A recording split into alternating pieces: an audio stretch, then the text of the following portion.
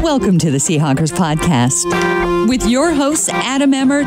This isn't a Hallmark movie. Sally Fields doesn't star in this film. This is Left Tackle. And Brandon Schultz. I believe, based on everything that I've seen from Bleacher Report in the past, that this is Jason Cole's fault. Go Hawks! Welcome to episode 156 of the Seahawkers podcast. I'm Brandon Schultz, member of the Military Seahawkers, and joining me, my good buddy and Montana Seahawker, Adam Emmert. Brandon, I appreciate the effort you're putting in today. I know you're under the weather by a fair amount, and you're rallying. You've got the energy. You're excited about the show today. I'm excited about the show today. This is going to be fun. A lot of interesting stuff. Just kind of news-wise has kind of come down. I got interesting maybe isn't the right word, but, enough stuff to talk about anyway, so that's pretty cool. And I look forward to kind of getting into some new stuff with you this week. Yeah, we got some new stuff. We're going to introduce our new segment of This Week in Clickbait, and excited to talk about all those clickbaity stories that hopefully everybody passed up on when they saw them this week. We will run down the list of the ones that caught our attention the most, and tell you exactly what they were and how they're really not that important. Right. Yeah. Honestly, I feel like it's a public service announcement almost. Right. Like if we do this on a regular basis, like, hey, here are stories that are out there that are going to come across your news feed or on Bleacher Report, whatever. And here's your opportunity to know that you don't need to click on it because it's going to waste your life waiting for all the pop-ups to pop up and then click them all out just to read some stupid fact that doesn't matter or pseudo fact. Yes, there's some truth to these reports, but it's how they're reported, and it makes you think like you should care, but you probably shouldn't have a care to spare. Right. Nope, zero cares. We'll get to that. We'll also talk about Tom Cable being on the Luke Joekel hype train. He had an interview this past week and was talking about just how much. Yeah. Oh, yeah. He is high on Luke Joekel, and we'll get into that. The rookie numbers were announced this past week, so I want to have a discussion on numbers in general and just the numbers that the rookies picked. And I also want to bring up some of their sound from as they went through rookie minicamp this past week. They also got their first opportunity to get out in front of the media and answer some questions. And we start to get to know some of the guys' personalities a little bit. All right, cool. I also finally went and looked at a little Skylar Howard film. Oh, now that he's cut. Oh, did he get cut? He got cut. Oh, well, not surprising because he can't play. I'll just put it to you that way. Okay. Well, maybe that's all we need to cover then. But one quarterback that we do need to cover, Adam, is Colin Kaepernick, because this has been in the news just about 24/7 all this week. Holy smokes, the media has a giant catfish. Like they want him to go to Seattle so bad. So bad. I mean, there's literally, I'm looking at right now on Bleacher Report, and these are 3 headlines in the team stream in a row. Would Seattle fans accept Kaepernick?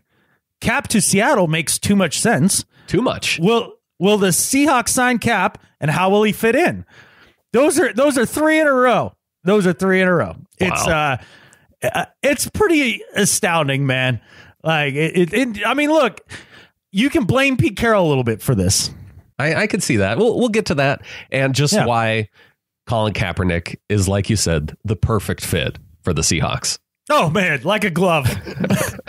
All right, well, let's start off with I'm really happy about this clickbait segment that we're talking about, because there were so many stories this last week. It inspired me to go and have a song made, thanks to our support from our members of the flock.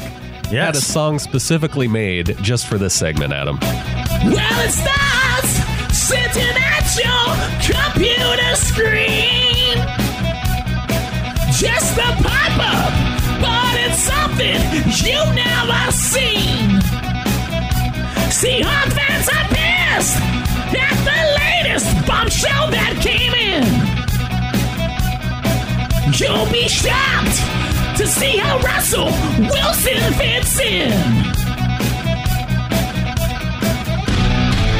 Now you're reaching for the mouse, and you feel your veins pulse. Want your fingers to click,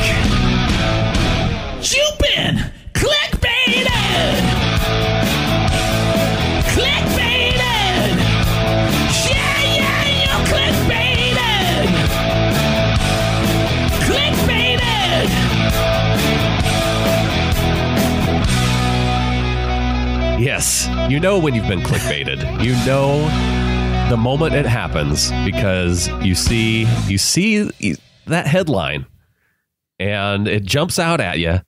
And a lot of times you can't help yourself, but we're trying to train Seahawks fans in the offseason because the only way this gets better is to not click. What I really think is we invented this segment to give ourselves an excuse to click on all of those. Right.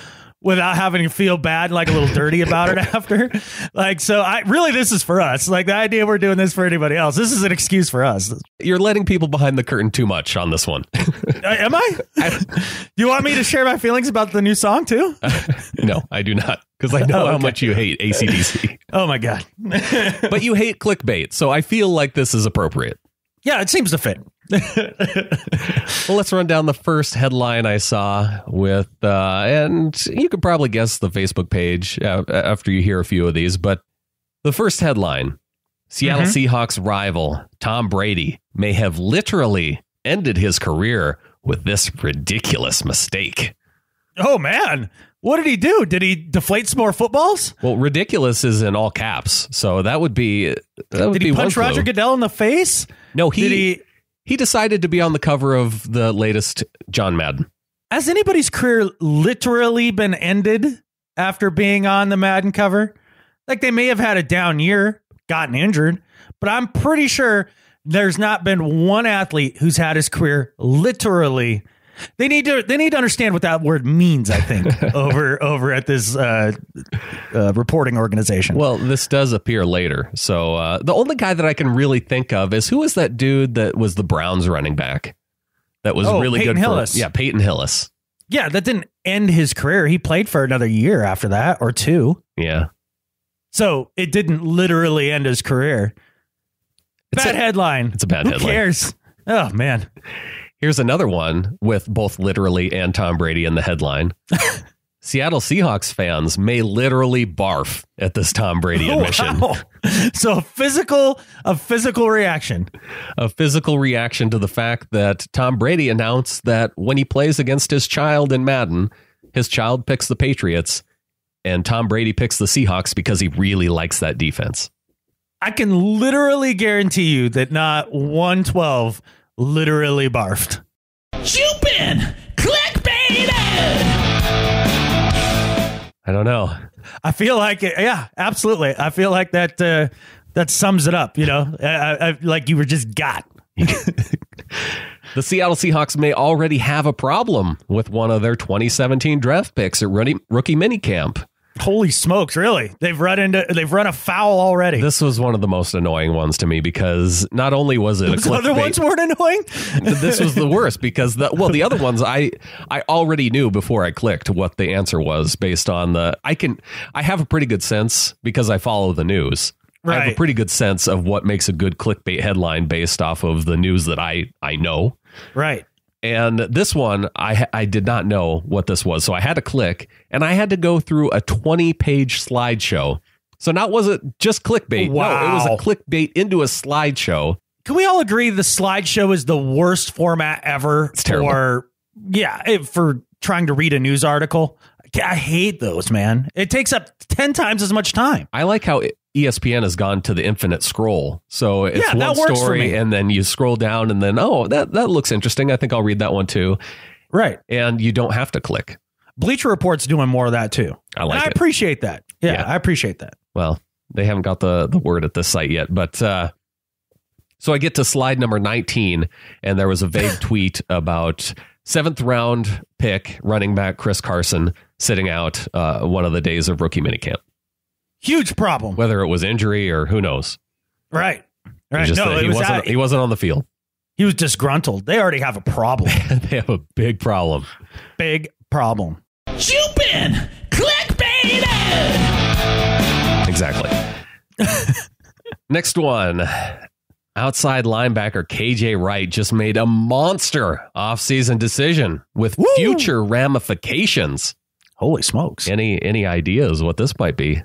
Did he decide to have more children? Like what? I don't know. Like what's a monster decision about the future? Like is he getting married? I don't know what his marital status is. I don't know what. That reminds me, Antonio Cromartie cornerback, notorious 14th. for having many children, is having another child. Right. He got snipped once even. Like 4 kids ago. I know. There's a problem there. Yeah, he's just virile, man. Can't stop it.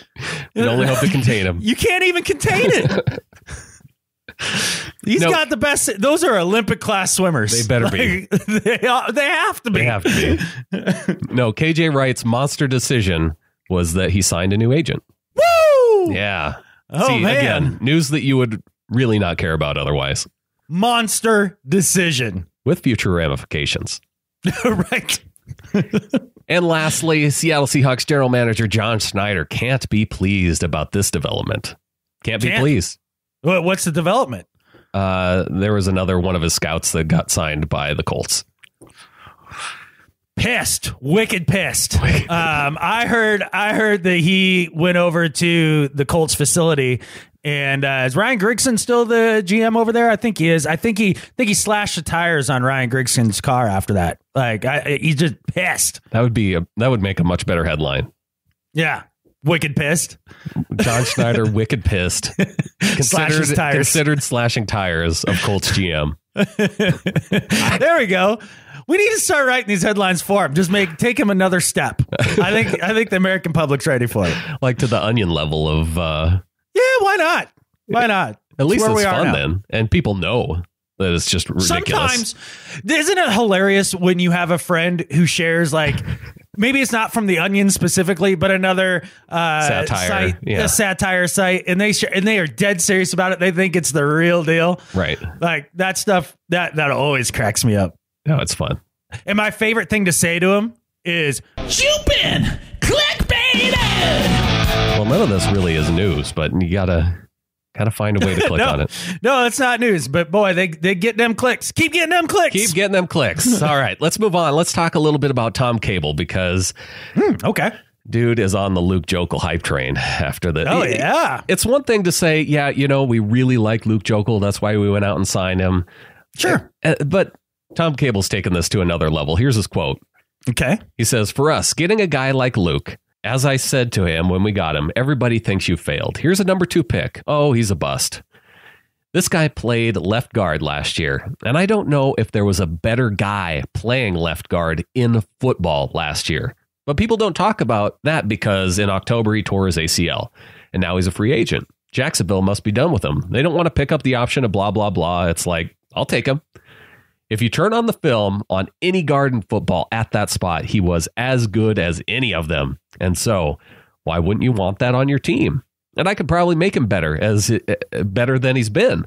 I'm confident. That's not an arrogant thing. It's just the way we teach and the way we develop. Oh, yeah. Yeah. I mean, he's an all pro. Yeah. Once Cable's done with him, I mean, we might as well, Brandon, I don't know if you knew that the Seahawks were doing this, but they've already put up Joekel in the Ring of Honor in the stadium. Just kind of penciled him in. Oh, yeah. It's not even in pencil. Like, I think it's in Sharpie, like in pen. Like, this is permanent. I find it funny. I mean, look, one of the things that you need to do as a coach, especially a Seattle coach, when you have a head coach like Pete Carroll, who is so positive all the time, like their number one thing is to talk about the things that they can do and to be positive in, that whole positive thinking idea to try to get yourself to the level that you can really play at. And whether or not he was the best guard in all of football last year until he got injured, I think that's highly debatable. Was he at least an average guard? Yeah. And when he played left tackle, was he at least an average left tackle? From all the stuff that I watched 2 or 3 games of him the year or two he started out there at left tackle. And did he get beat sometimes? You betcha. But everybody overall, gets beat. I mean, unless you're Walter Jones or Orlando Pace. Yeah, right. But he played average level left tackle. So if he can at least do that, and if Cable can maybe even bring him up a slight notch from there, then we've got something. And one of the things about him saying that's not an arrogant thing, it's like, look, he has taken a bunch of guys like that really have no background in playing offensive line or very little, and at least made them a guy that looks like an NFL player when he puts on the uniform. You know what I mean? Like, he may not play well. He may be the worst at his position in the league, but it's probably better than most offensive line coaches would do with that talent. Yeah, other offensive line coaches probably wouldn't even try. No, mainly because they're not arrogant. That would probably be the reason. To coach at that level, you have to be confident. And I don't think it is arrogance. I just think it's confidence. You believe in what you know, and you believe in your ability to teach. And I like that about Tom Cable. Well, and again, we hear athletes talk like this all the time, right? I'm the greatest, I'm the greatest, I'm the greatest. And it's a lot of times it's not because they want you to believe it. They're building themselves up inside. Like it's the way that they get themselves going and the way they get their juices flowing, their competitive juices. So I think it's very much the same thing for a guy like Tom Cable when it comes to coaching. I'm guardedly optimistic about Joekel. I really do feel like he can be an upgrade from Fant at left tackle, and that's where it looks like they want to start him out. So for him to Cable to talk so glowingly about him as a guard was interesting to me. When they say they want to start him out at tackle, I think he's going to end up being the guard is why. So who ends up playing tackle? Fant or Odiombo, I think.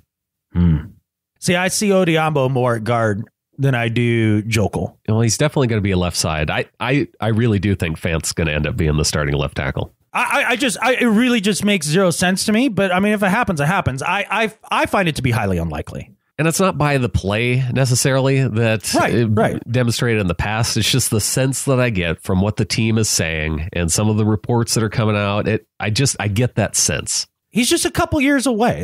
That's all. It isn't outside the norm for this team to start somebody in a spot where they project him to get better later in the season. Go back to the center that they started before, gosh, how many centers, like 3 centers ago now that we're talking about. It was the other defensive line convert that they started at center. Then they made the switch, and that was the year that they were awesome, the second half of the season. Yeah, you see them plug guys into a position that they're clearly not ready for with the hope that they'll grow into it. Right. That is something that they definitely do. And you could be very well right. Either Fant ends up being the starting left tackle. But again, with Cable speaking as highly as Joekel as he is, I think that at least shows you that he's serious about giving him a legitimate chance to win that position. So it's definitely wide open. Absolutely. And I think that was the main takeaway from what Carroll said and what Cable said, is that they see that left side of the line as, and Luke Joekel, the guy that they can plug in at tackle. And if not, the fallback plan based on his tape that they saw in those few games before he got injured. They really do believe that left guard could be that fallback spot. And that he could really succeed there. So I'm the type of guy that's wait and see as far as the offensive line goes, and just being optimistic. I'm hopeful. Sure. And hey, look, I hope this time when we've spoken about the offensive line on this podcast, I didn't sound like that big of a catfish. Like I hope that everybody I didn't go off about it or anything. Like, you know, I didn't kill George Fant. You know, I took it down a few notches. You did. There was some restraint there. Is everybody happy now? Maybe not everybody. There's probably some people that really like you when you don't show restraint. I don't know. Maybe. I don't know. When you were on the Dolphins Welcome to Perfectville podcast, Sam seemed very aware of your ability to rant on the offensive line.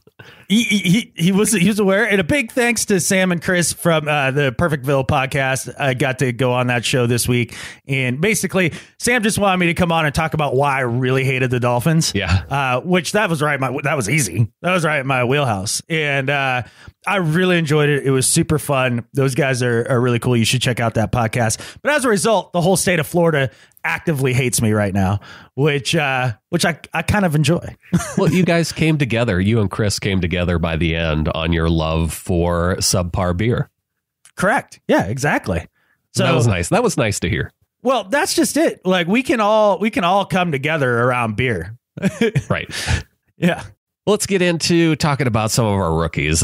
One nice thing about this year since the draft, it's time to get to know some of these guys. And we talked initially right after the draft of some of our reactions to the players. Last week, we talked about how each one of these guys was going to make it into the Hall of Fame. setting our expectations very high for these players. Yeah. Yeah. What you talked about having a positive mental attitude. Exactly. I think it's important for us fans to also have that positive mental attitude for these players. Oh, for sure. Skylar Howard, though, may not be going to the Hall of Fame. Well, here's the thing. Like when you coming out, like I'm going to have all the optimism in the world for you until you prove that you can't. Then if you can't play at that point, then I'm going to be off. Like it'll be that. But, I'll give you the optimism out of the gate. I like it. Yeah. I want to see where you come out on this, though, because with the rookie numbers being announced, do you have any kind of philosophy on this? Because I definitely do. If there's a player that's had previous success in the Seahawks uniform, do you really want that number? Do you want to be like Mike Williams and take a number 17, who Dave Craig had a ton of success wearing number 17? And do you want to take on that responsibility thinking, oh yeah, I can really show what things are going to be like in this number? Or do you want to be a guy that looks through the numbers and says, number 40 is a good one because, Derek Coleman might have been the best Seahawks player to ever wear number 40.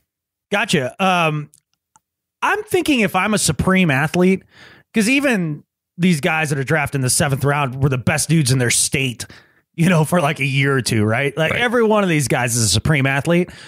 We just talked about the mentality about confidence and just really believing in yourself.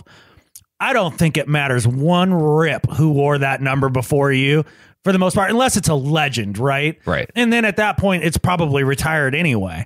So basically, if it was your old number and that's your number, then you just wear it, because now it's your number. I don't know. They especially say like Mike Williams, right? Dave Craig was a quarterback. Sure. So who cares? Like that would be my mentality, I think. Well, it definitely stood out to me. I still don't like it. Mike Williams wearing Dave Craig's number. It never crossed my mind for half a second.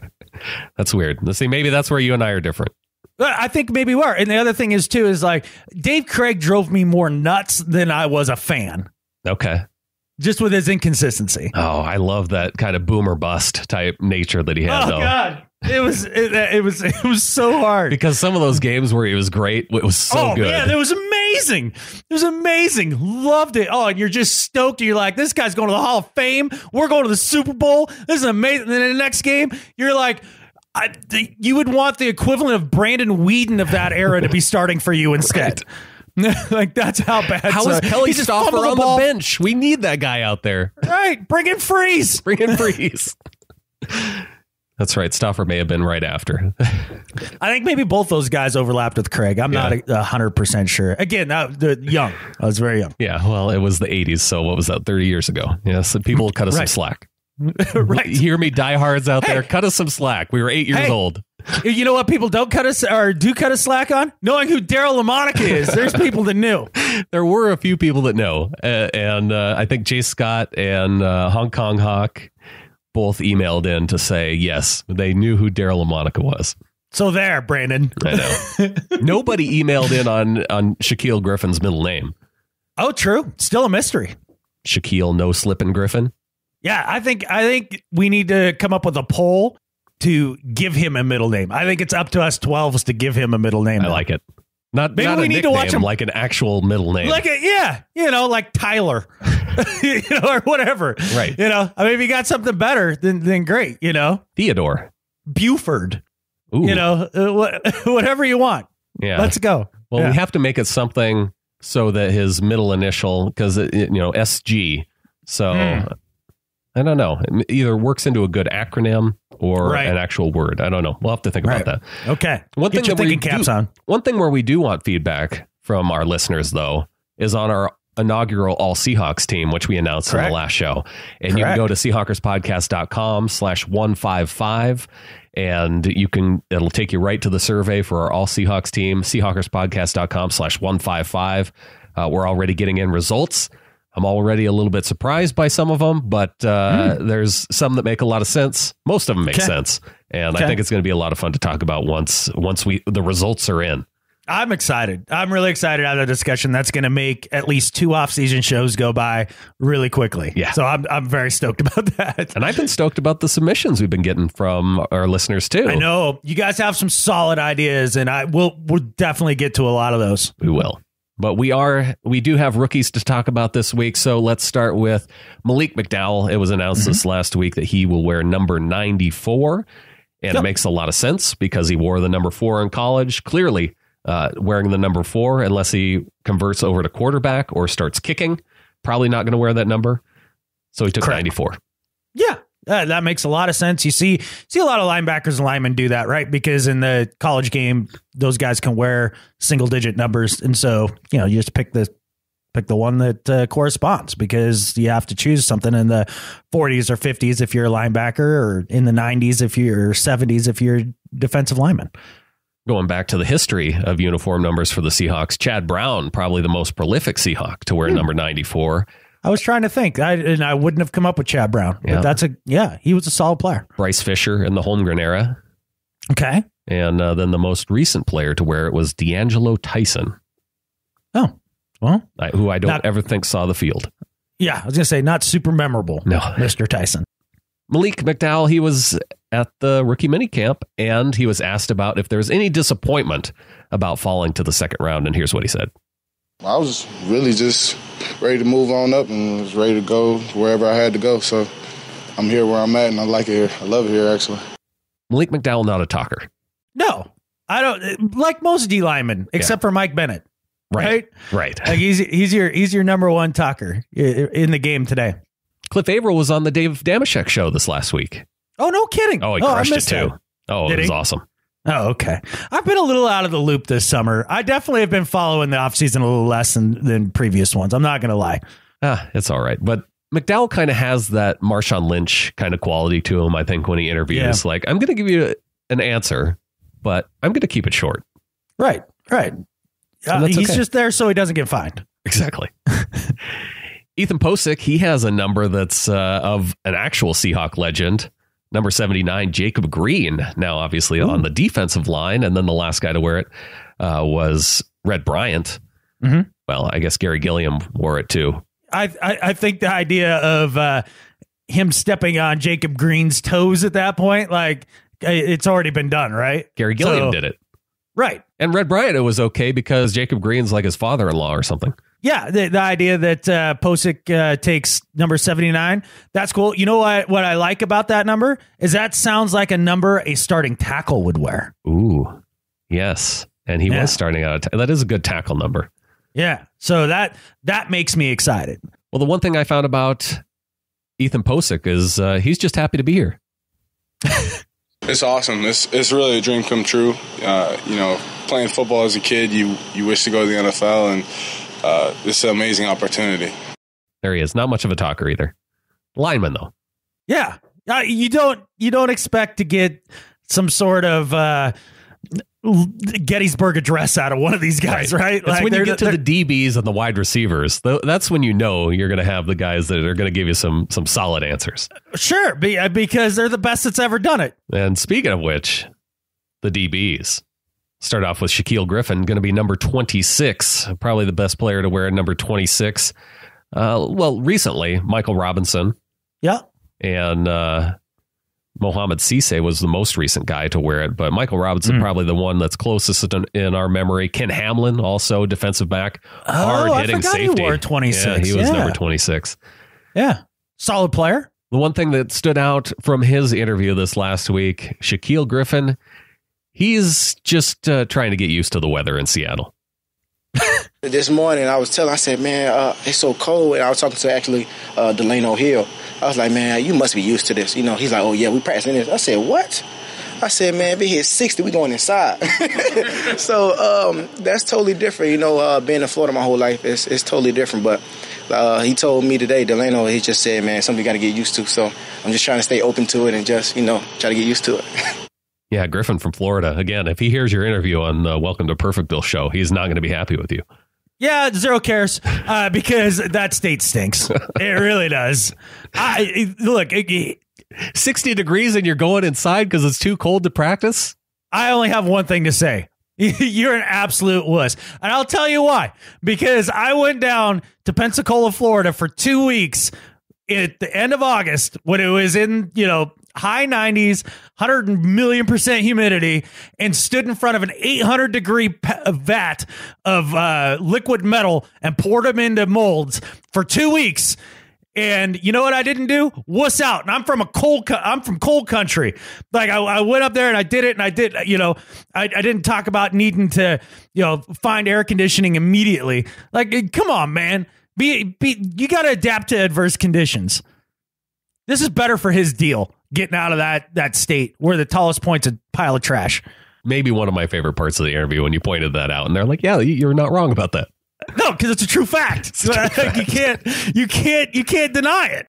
Let's move on to Delano Hill. He was the aforementioned safety from Michigan and is used to playing in the cold weather, so probably not a wuss. And took the number 44, the most prolific number 44, free safety John Harris, who played back in 1978 to 1985. When the hell did he play? Like I'd never heard that name before. He's on our list for our All Seahawks team, Adam. Oh, well, he didn't get my vote, apparently. Apparently not. He had 41 interceptions with the Seahawks, 50 career interceptions. Yeah. He finished with the Seahawks in 85 and then with the Vikings in 88. So, yeah, got a little bit before your Seahawks fandom time. And right about when I was really learning how to tie my shoes, things like that, I had other things on my mind. It's a little more important. Yeah, some more my recent. alphabet. Yeah. I guess the most recent guy to wear number 44 would be Marcel Reese. So that's true. Reese comes back to the team now as fullback. Yeah, I don't think he's coming back. Kind of get that sense, don't you? Yeah. Well, here's Delano Hill talking about how he's his own biggest critic. It's football. I mean, I'm hard on myself. I'm pretty sure I'm my biggest critic because I always want to do well. I mean, my focus is I want to have no mental mistakes. That's what I get pretty mad about. So if I make a mental mistake on the field, I just want to correct it. Sounds a little more intense than Griffin does. I love it. I love it for a couple of reasons. Number one, just the idea that mental mistakes are his biggest bugaboo. I love that because that is really one of the things that is the most within your control is mental mistakes. And that's something that, I mean, even Mike Bennett could do a heck of a lot better at, right? Yeah. I mean, he's got a few of those. And those are the ones that drive me the most nuts. The second thing I love about that comment is just the personal responsibility of it. Like, just admitting, like, I screwed up and I got to get better at this today for the next time. That personal responsibility is it's really lacking in a lot of people, man. And so to hear that come from him, I think that's a great place to start as a rookie coming in. Defensive tackle Nazir Jones took number 93. Philip Daniels wore number 93 in the late 90s for the Seahawks, of course. Oh, I'd forgotten about Philip Daniels. Yeah, Philip Daniels. Tony McDaniel, of course. Yep. Who was with the team the last couple of years. John Randall, Hall of Famer John Randall, who played for the Seahawks for a couple of years. It's hard for me to picture John Randall in a Hawks uniform. I'm not going to lie. Usually John Randall, you think Vikings. Oh, big time. Yeah. That's the first image that pops into my head. Well, the one thing with Jones is he's glad to be done with the combine and running drills and back to actually playing on the defensive line. The defensive lineman was not excited about running drills, huh? No, not so much. Huh. I'm just enjoying being out here with the guys and moving around again. Playing defensive line, you got to be very technician-like. You got to be in tune with the fundamentals. So it's good to start playing D-line again and not do all the combine stuff and running and jumping and everything. Well, here's a number that I approve of for sure for Amara Darboh because he picked the number 84. And when you talk about successful receivers in the history of the Seahawks, there's a number of guys looking down this list. I mean, Sam McCollum wore number 84. Yeah. Kalispell native from Montana. Yes. Bobby Engram wore number 84. Successful player. Very successful player. Joey Galloway wore number 84. Successful player. He was good in this league for a long time. But yeah, successful player. Went to play for Dallas and then had a lot of good years with the Bucks. Yeah. Did he play for the Redskins a little bit too? Maybe toward the end. Yeah. Yeah. But he was good everywhere he went. Yeah, he's a damn good receiver. His final 2 years were with New England and then with Washington. Okay. And he had under 200 yards the last 3 seasons, but he had over 1,000 yards for 3 seasons with the Bucs. And yeah, he was an integral part of their offense there for a little while. First 4 seasons with the Seahawks, he had 1,000 yards the first season, almost 1,000 his second season, and 1,000 each of the next 2 seasons. So he gets killed by a lot of fans, but he's a damn good receiver. His speed too was just, I mean, clearly, still holds the record for punt return touchdowns for the Seahawks. Really? Yeah. Huh. I didn't realize that. Now, when it comes to the number 84, Deion Branch, that definitely deserves to be on the bottom end. TJ Hushmanzada. I was going to say, didn't he wear 84? Yeah. It was literally on my lips. Yeah, okay. He wore 84 too. Whiff. So maybe not the smartest number to choose. It's boom or bust, like Dave Craig. Oh, okay. I gotcha. So Dave Craig really should have been number 84 is what you're trying to say. Maybe. Okay. Darvo talked about just the defensive backs that he's facing, even in minicamp or in the rookie minicamp, just at another level. In college, I was fortunate to go to Michigan, go against good DBs there, but I think here it's on another level. Like there's no bad DBs, and then every rep is I have to go hard and then give them my best. Wow, Darbo throwing some of the University of Michigan DBs under the bus. There's no bad DBs here, but apparently there were in Michigan. Woo! That's cold, man. That's cold. If there was a Michigan, like a 247 Michigan Facebook page, yeah, you could totally write that headline. Maize and blue for you, man. That would be the former name Michigan wide receiver throws defensive backs under the bus. Da-dunk, da-dunk. That would be the sound it made when both axles went over him. Moving down the list, Tedrick Thompson, Adam's favorite player, number 33, another solid number. So he was drafted at 111. Yeah. Which is a lucky number for me and has significance. The other number that has significance for me is 3, and he's now 33. So that's 2 3s plus 111.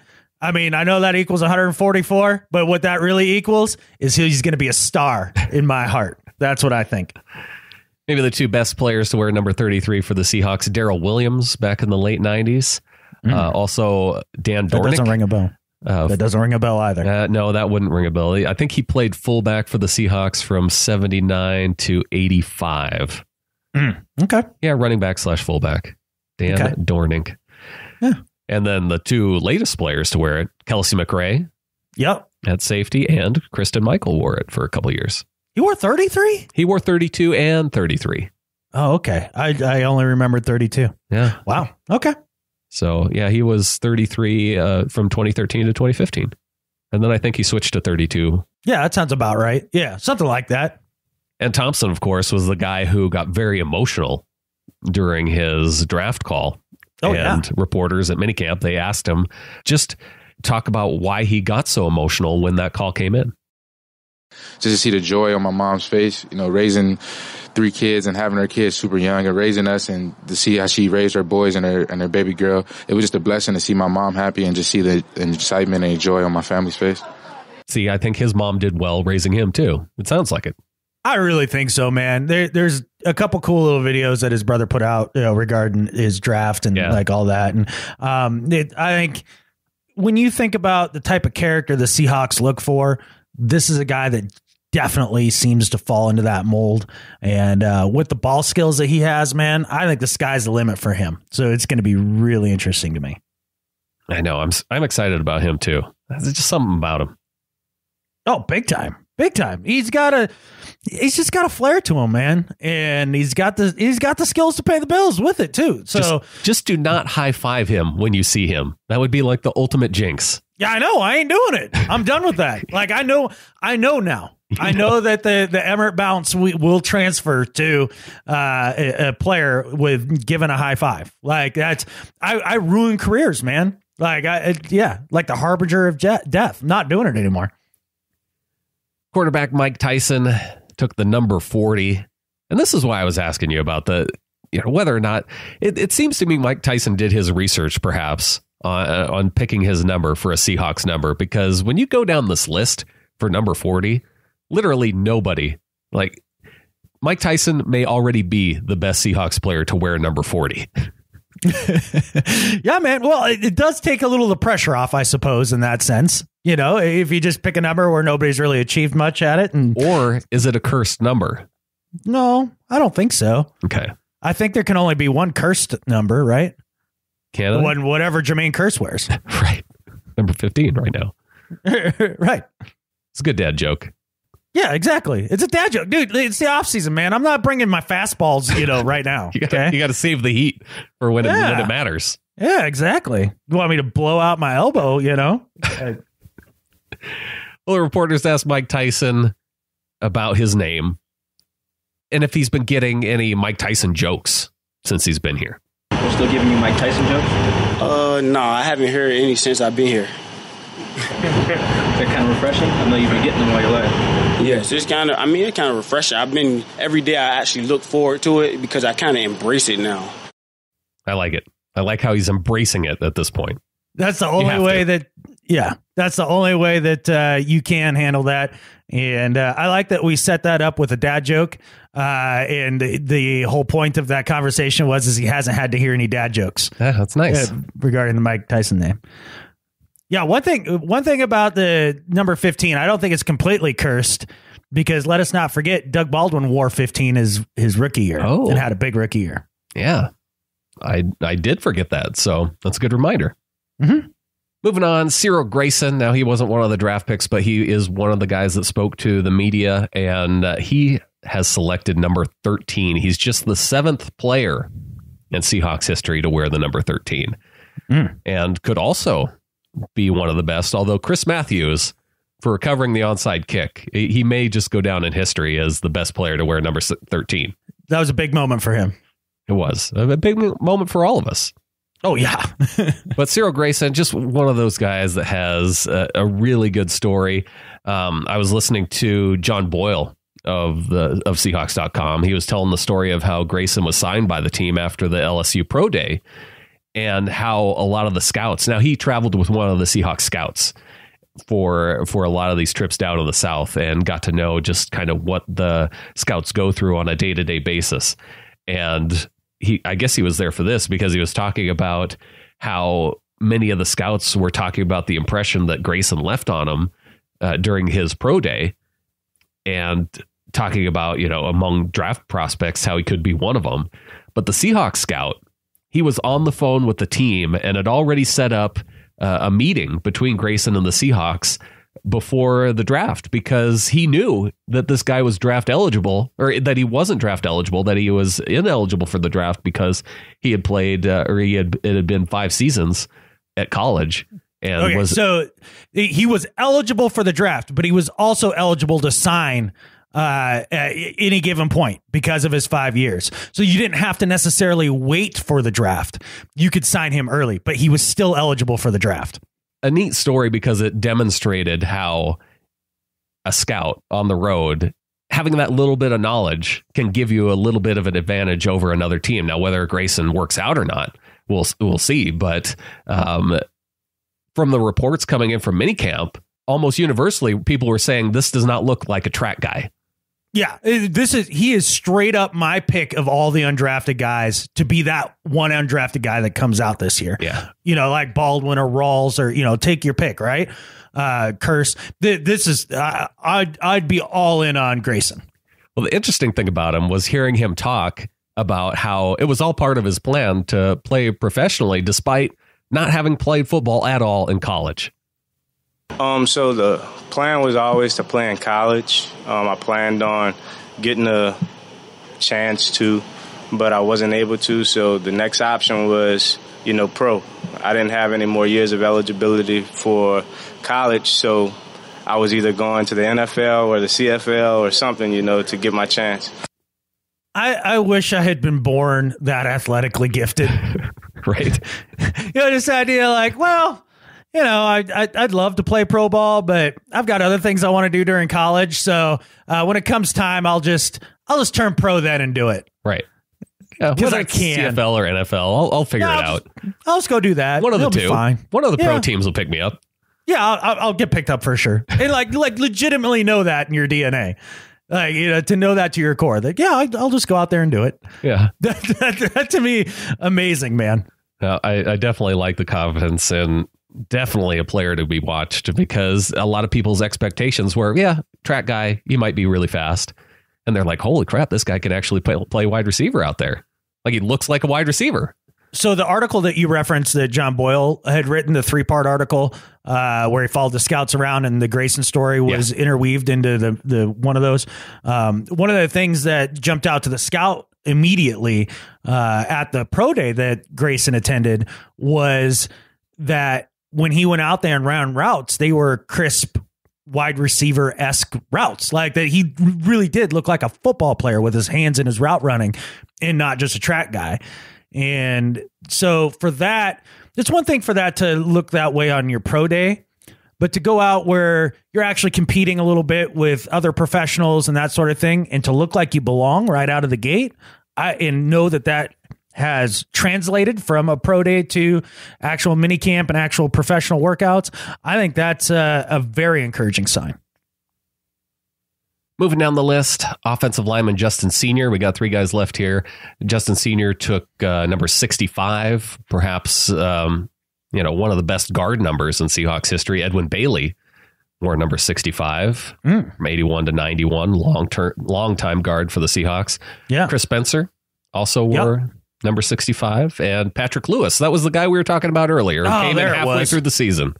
And holy smokes. Did well. Yeah, that was a struggle on the name. I know. But yeah. Well, look, I will challenge anybody who's gone through as many centers as we have to remember all their center names. Exactly. Not easy. I don't know many fans. I don't know many fans that would know that.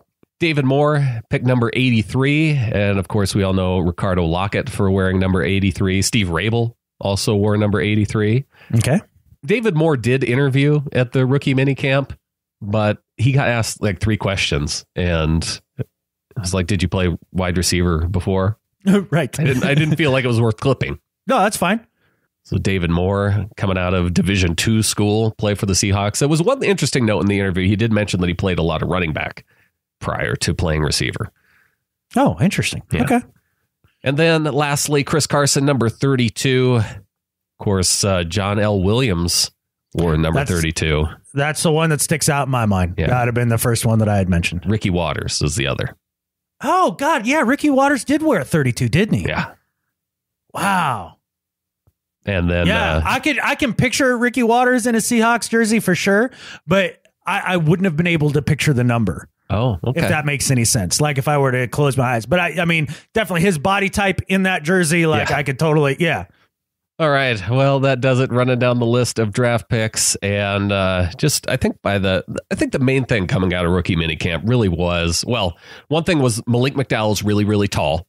I heard that message over and over. Oh, okay. And the Cyril Grayson looked like a wide receiver. Okay. Oh, well, and LOB 2.0. But I mean, we covered that last week. Yeah, we covered that last week. Let's talk a little bit more about numbers, and a number that popped up here this week in the media, and that was 55,000, because China Food Lacey came in underweight for his first weigh-in to try to get his bonuses for getting within the weight the Seahawks would like him to be at, and he gets it. He gets there to milestone number 1 checked. 55K in his pocket. Congratulations, Eddie. I'm proud of you, man. I'm proud of you. He may be the first person to... That's a big chunk of money for just standing on a scale. Yeah. He just snuck in under 255. I think he was like 251 or something like that. 253 is what I heard, but okay. Yeah. It's not important. He came in under. But he made it. 1.3 million. That's the one we want him to hit. Well, he can get more incentives for even lesser. I mean, if he gets 800 yards, I can't remember what the amount was, but it's prorated, right? Right. Yeah. If he gets to 1,200 yards, he gets 1.3 million. Right, and that ain't happening. Well, if Thomas Rawls goes down to injury last year like he did this year. Well, okay, let's just say Thomas Rawls plays half the games. Sure.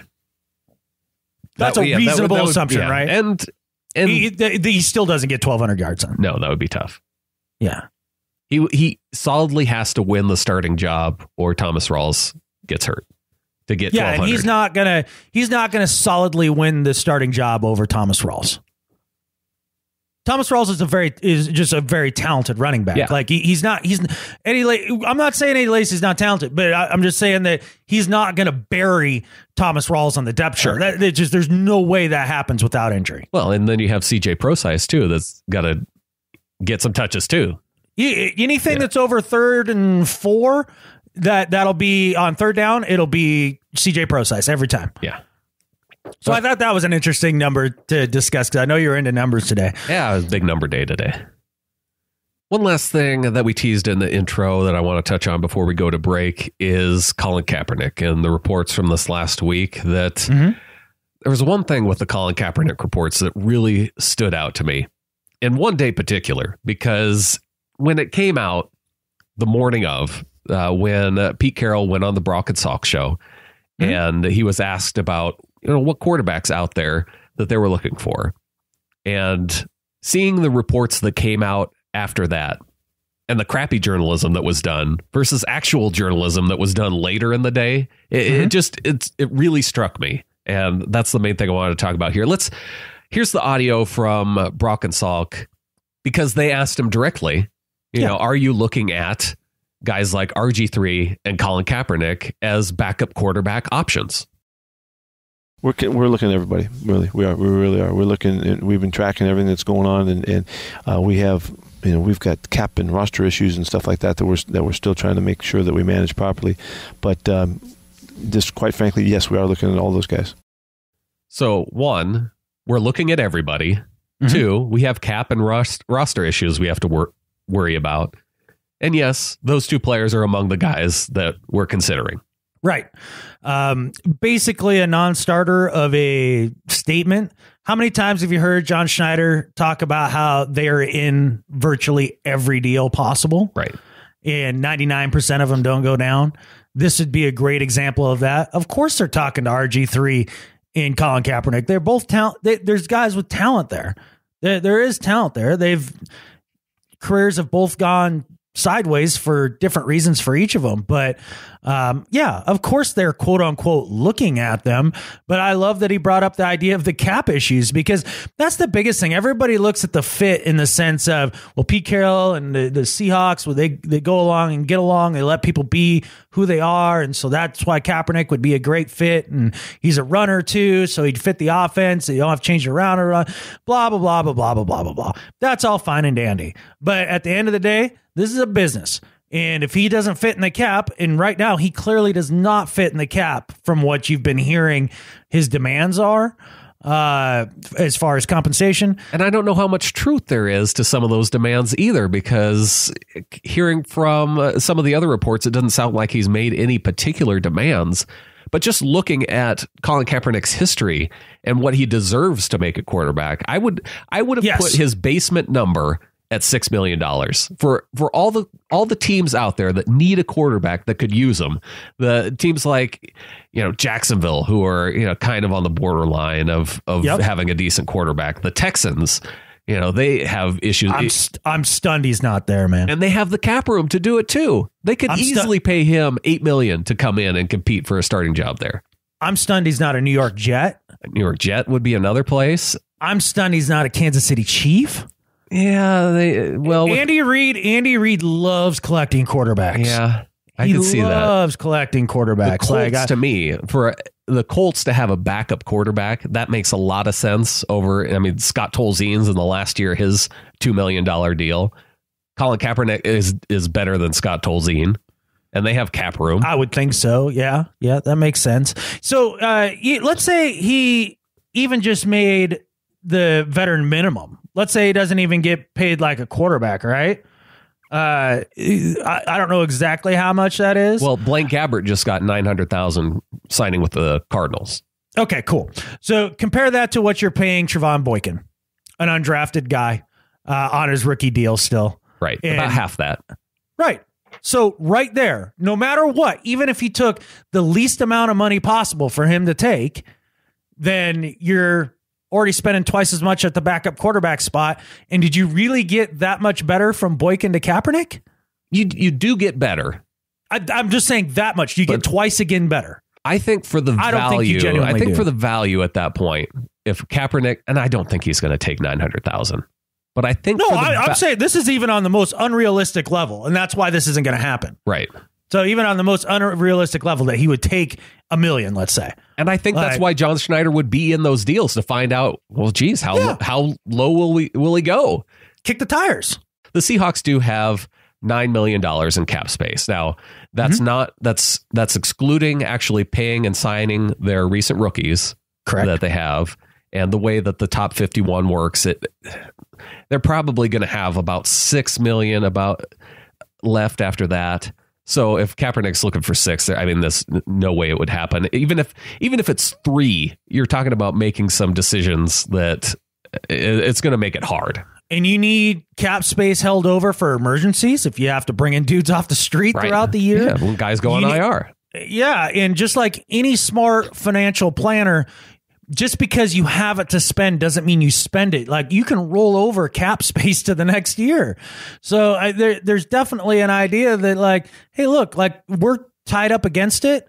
If we can construct our team like this now and roll with Boykin as the backup and have that much extra against the cap to roll over to the next year or even use later this year, you're going to do that. Why would you burn up valuable cap space like that on a guy who's never going to see the field? And if he does see the field, your season's done already. Your season's kind of, well, the argument that could be made is if Russell were to be out for 4 to 6 weeks, a guy like Kaepernick could maybe win you enough games where Boykin would have some potential struggles. He might be able to win you a game or two where Boykin wouldn't. And I think that's where the argument comes in. Now, I want to go back to the main point that I was making with regard to Pete Carroll and the comments that came out of this. He was saying, yeah, these 2 guys are among the guys that we're looking at. But what do you see the news stories that came out after that? It was all the Seahawks interested in Colin Kaepernick. Kaepernick, a perfect fit for the Seahawks. And that was just essentially making extrapolations from a leading question that was given on the radio show. And the difference between that and Mike Silver later that evening reporting that John Schneider actually called and talked to Kaepernick's agent last week on Friday the 12th. Okay, that's a reportable piece of information. Saying Kaepernick is the perfect place for the Seahawks based on Coach Carroll saying that he's among the options that they're looking at quarterback. 2 very different things. Right. Look, again, this time of year, you're trying to write stories. So it does write itself to a degree why, in theory, he could be a great fit. And look, and I get writing the article, I guess. The one thing that was interesting to me about this whole story was Mike Bennett's comments basically the day before all these stories started popping out. In that story, Mike Bennett says, I think a person that's dedicating their life to creating change, why wouldn't you want that type of leadership in your locker room? End quote. Like that's basically what Mike Bennett said. And basically they're simpatico kind of dudes, right? As far as Mike Bennett being an outspoken guy on social issues and things like that. So I could see why he would say that. It seems a fairly innocuous statement to me. But the second I read it, and the second that I saw the headline, I knew exactly what was coming the next day. And I wish I would have Twittered it and put it out there so people knew that I had that foresight. I almost called you just because of this, because I knew the very next day you were going to hear about players not believing in Russell Wilson, or there's leadership problems, or they don't like him, or something like that. I knew that would be the next story. And lo and behold, what comes out on Bleacher Report, Brandon? Your favorite guy. Jason Cole never lets you down, does he? No. Seattle's interest in both Colin Kaepernick and Robert Griffin III has as much to do with team dynamic as a lack of a veteran backup to Russell Wilson. One of the big issues many players on the Seahawks have is the perceived favoritism that has been shown to Wilson over the past 2 years. Some of that is the transition from being a defense-dominated team to one run by a quarterback. But Coach Pete Carroll and General Manager John Schneider know one thing. Several Seahawks are resentful of Wilson right now. And whose picture is it when they show the Seahawks that are resentful of Wilson? It's Michael Bennett. It's Michael Bennett. Look, man, what a joke show of a story. I mean, Pete Carroll, this isn't what Jason Cole did not say. These players are resentful. He says Pete Carroll and John Schneider knows that players are resentful of Russell Wilson. So like, he's not even going on a limb and like say players are resentful. Like he's going to say the people in charge know that people are resentful, like put that 1 degree of separation between them. And, the funny part is like, where did he get any of this information? Like, it's just, people just know that they're resentful. Like he has no sources, like no sources say nothing like that. Like he just took Mike Bennett's comment, made up this stupid video and put it out there. I mean, just garbage journalism. This is the same story, Brandon, that we had to hear day in, day out the year that Russell Wilson got paid. Yeah. Remember all those stories about how everybody hated Russell? Yeah. Come on, man. The whole idea about perceived favoritism. Come on. Dude, look, everybody's a realist that plays football, and the quarterback position is the position in the NFL. It just is. And like, in what favoritism? What favoritism? That's what I'd like to know. What's the favoritism? He just says, he gets shown favoritism. Okay, what? So how? Yeah, right. What does he get to come into work an hour later than everybody else? Or right? Do they give him like his own personal parking spot that's buffered by 4 other parking spots that nobody can be next to? Is he like Kobe Bryant, where he has his locker completely separate in a different room from the team? What is it? It's not actual favoritism. According to the headline, it's perceived favoritism. Right. Perceived favoritism. So the perception is that he gets favoritism. As the team moves from being a defensive team to a quarterback team. So basically the team has a philosophical shift because they have a franchise quarterback that they're growing with, and that's showing favoritism to Russell Wilson. So how many defensive players that make a ton of money have been traded to actually get protection for Russell Wilson on the offensive line? How much has that happened? That, to me, that would be favoritism. How many of those star defensive players didn't get paid because they had to make sure to pay Russell Wilson? Yeah. How many? 0. Right. 0. There is no favoritism. Unless you're going down to Byron Maxwell. Right. And then, okay, then. Like, if you want to make that argument, best of luck to you. It was unbelievable. I knew it was coming, too. You knew that story was coming, like, right after it. Yeah. It's hilarious to me, man. Dude, I can't believe Jason Cole gets paid for this. Catfish! I have no answer for you. Yeah, I know, right? I just hire me instead. I'll make up crap and make stupid little 30-second videos about it and sound droll while doing it. I'll do it tomorrow. You can do a better job and get paid half the amount. Yeah. Let's create some cap space for CBS, in Bleacher Report. Hire me instead of Jason Cole. There you go. Yeah. I'm just going to openly lobby for his job now. You could do that job for Montana, too. I can make up stuff from anywhere, Brandon. Right. Absolutely. Yeah. There's never a story where you go, man, you know what Jason Cole did? He did an outstanding piece of journalism.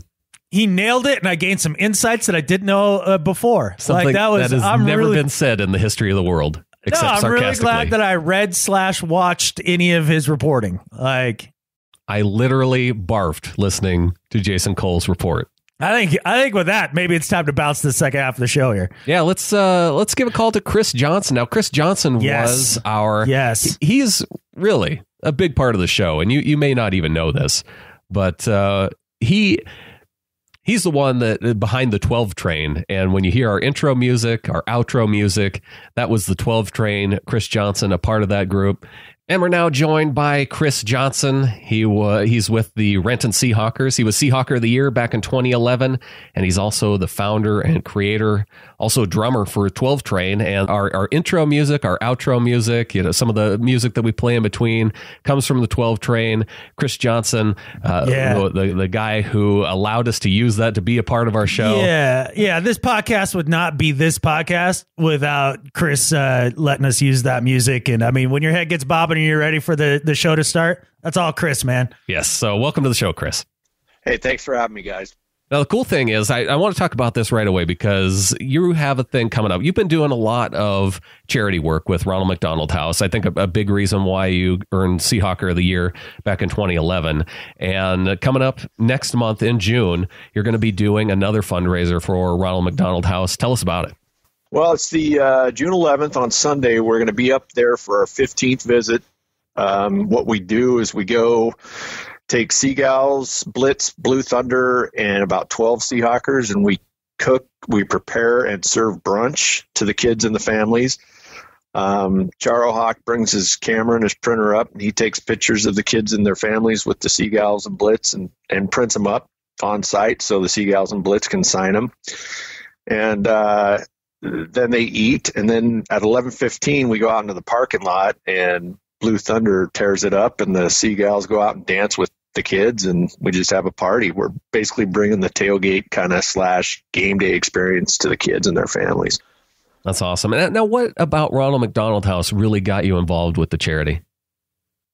The kids, the bottom line is that, as adults, we make choices and we deal with the consequences as quote unquote responsible adults, but these kids, they don't have a choice, and they're put in this situation, and they're going through grueling treatments, and they're not able to be kids. And so my whole thing is let's go play with them. Let's go have fun. Let's bring the party to them, because some of them their immune systems are so compromised they can't even leave the property. So other than to go to the hospital and get a quick treatment.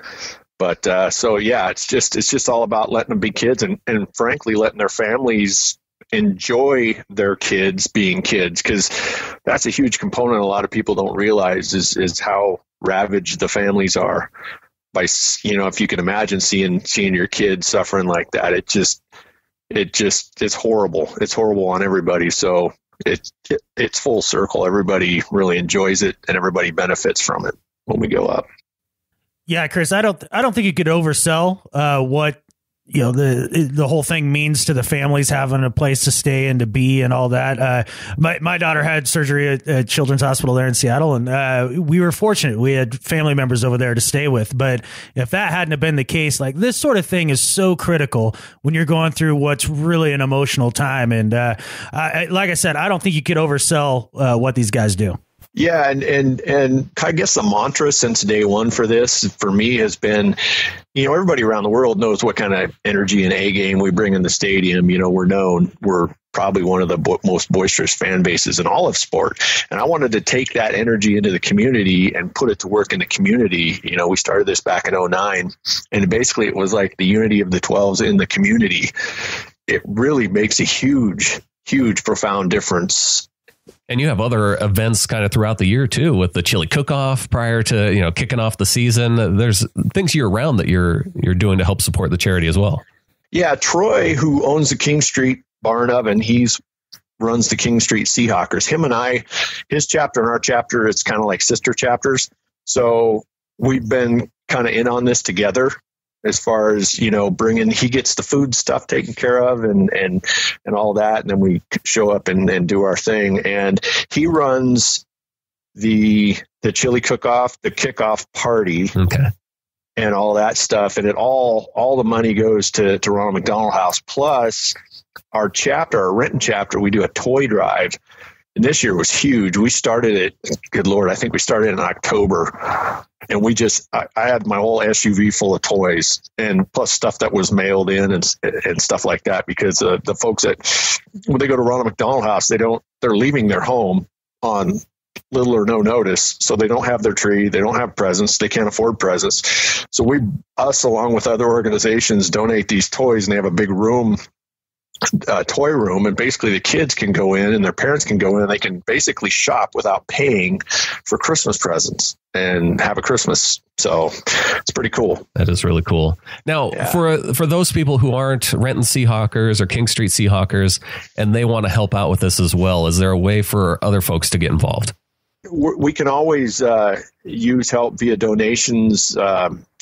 People can inquire on our Renton Seahawkers Facebook page, and we can direct them from there how to, maybe get us some money via PayPal, etc., or they can send gift cards. and just keep paying attention, looking at the Renton Seahawkers Facebook page because Ronald McDonald House throughout the year has needs, and we post those needs, like they'll need toilets or microwaves and such. So people can kind of keep checking that out too, and just jump in anytime.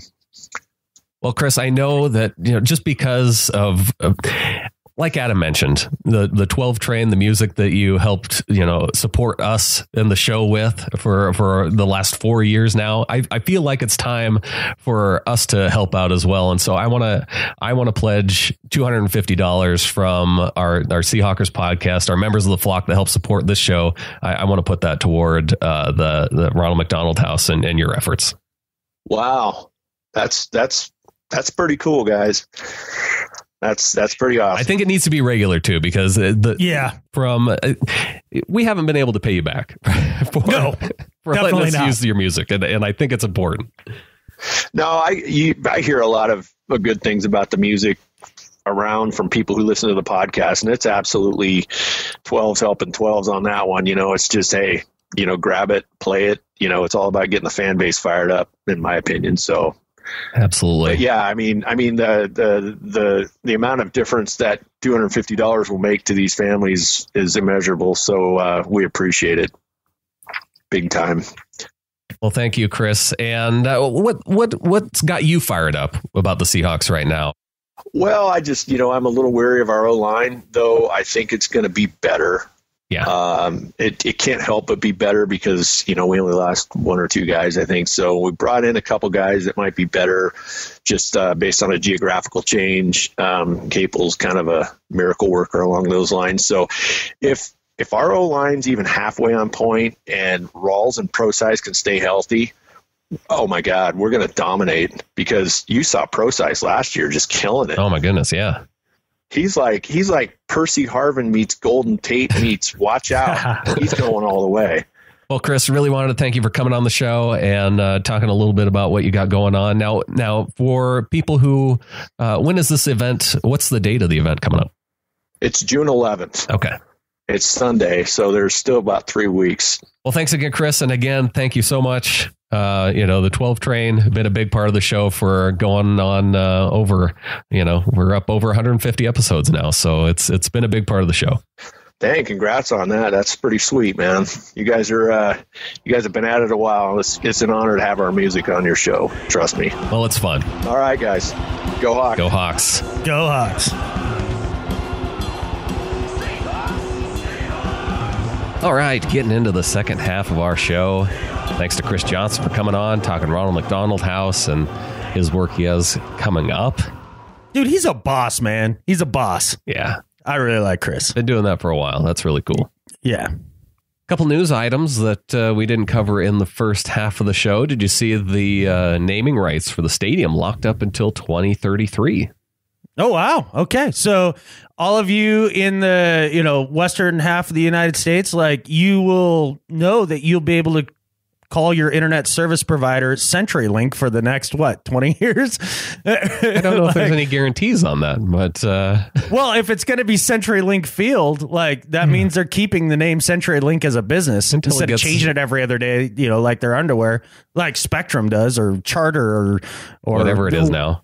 Good Lord, man. Every other day I'm calling my internet service provider is a new name. It's pretty brutal. Yeah. I don't know who to write the checks to. I just write internet. And send it. As long as the check's cash, that's... Hey, man. Yeah, they seem to be cashing, so... Another cool news story I saw on Field Goals this last week. Did you see this guy, Speedy Noyle, who signed with the Seahawks? I did see the name Speedy Noyle. Texas A&M, correct? Yeah. Okay. Wide receiver. Kind of on the outs at Texas A&M, but highly touted recruit coming out of high school. Yeah. It was like a top 10 recruit coming into college, and just things have not worked out for him at A&M. Oh, we have an awesome track record with picking underachieving players from Texas A&M with incredible athletic ability.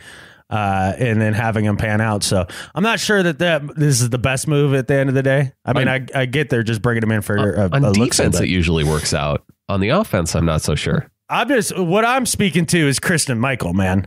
He was your Texas A&M player with all the all the physical tools, all the hype and everything. Yet somehow ended up in the doghouse of who was it? The former NFL coach for the Packers.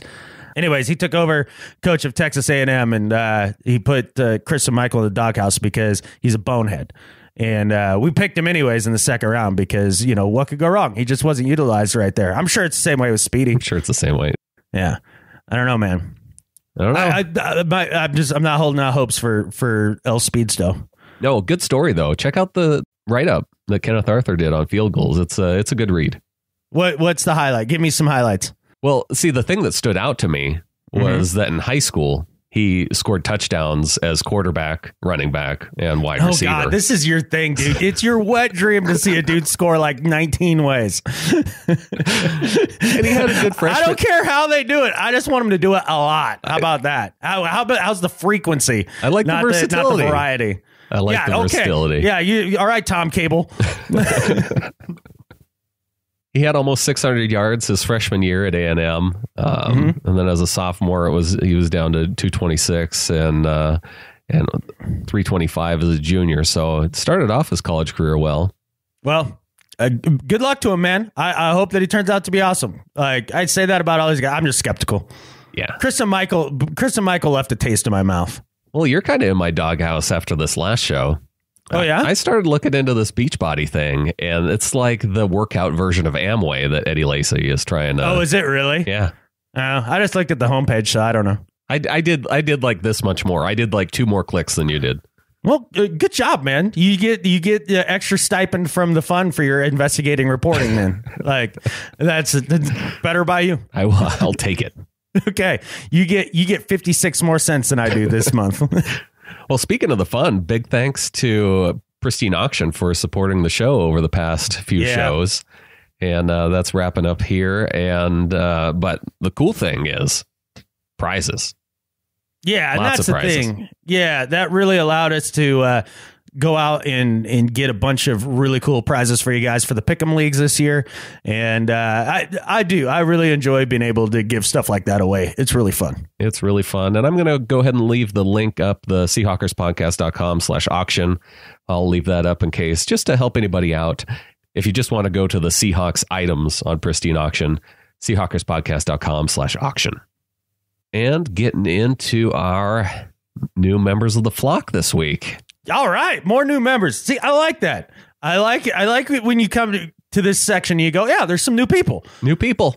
Yeah, I feel less bummed at the end of the day. And we got a one-time donation from Michael in San Diego. And we've been talking nice. We've been talking about this on the Ring of Honor. What do we name this title? The person that comes in with a really nice one-time donation that's, just above and beyond what everybody else is doing to support the show. And there's Flocktimus Prime for Keith Kedover, who was the first donor. I'm thinking Flocktimus Maximus for the big one-time contributor for the week. For the week. Okay, so it's a rotating title then? Yeah. Okay. That's it. That might work. That might work. I like the idea of it being like a royalty sounding name, Maximus. Yeah. So Flocktimus Maximus this week. Michael in San Diego. Yeah, as long as it doesn't take away from his breakfast funds, I just want to make sure they have, everything they need for breakfast. As long as it's not, then we're good. But I appreciate it, man. I appreciate everything you do for the show. Breakfast does not cost money for Michael in San Diego. Yeah, okay. I just didn't know if they needed some eggs and bacon or, you know what I'm saying? Like some French toast, whatever. Well, we had to whatever it is that makes breakfast work is really what I'm after. Michael says, just wanted to let you know I made a one-time PayPal donation for all the hard work you do. Plus, since I do have my own email music, I figured I owe you for that too. I know the off-season is a challenge to put out content since there isn't always something to talk about, but I still look forward to hearing what you guys have to say each week, or at least find out what Adam has to rant about.